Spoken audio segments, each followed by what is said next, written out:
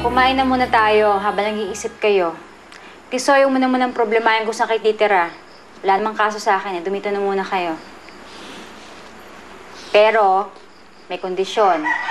Hindi ako papayag na magsasama kayo sa isang kwarto, ha? Elise, sa akin ka matutulog. Ikaw, Tisoy, dito ka sa sala. Sige, ma'am. Salamat po. Malinaw, ha? Salamat po. Dinah! Ay, sandali. Dinah! Ay, nako, alam mo ba may chika ako sa'yo. Yung estudyante mo, si Tisoy. Naku, tinanan yung anak ng boss ko. Baka alam mo kung nasan sila ngayon.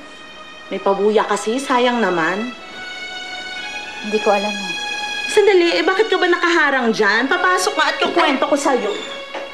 May bisita ka pala. Sige, kailangan ko munang bumalik. Meron yata ako nakalimutan. Siya, sige. Sige, nagmamadali ako. Paalam!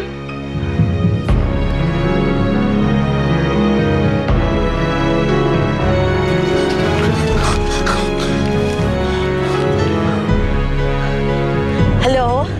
Oh, sino to? Si Mona po ito, sir. Nakita ko na kung nasa ng anak mo. Sabihin mo agad sa akin pupunta kay mga walang yang yan. Nagtataka lang po ako. Bakit napaka-concern niyo po kay Elise? Kaalangan niyo po siya. Ako ang tunay na anak. Ano?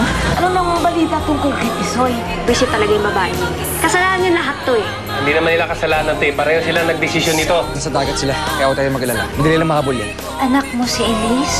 Ibig sabihin... Oo, siya yung batang pinaampon mo sa akin. Narito lang yung anak ko, si Elise. Nayakap ko pa eh.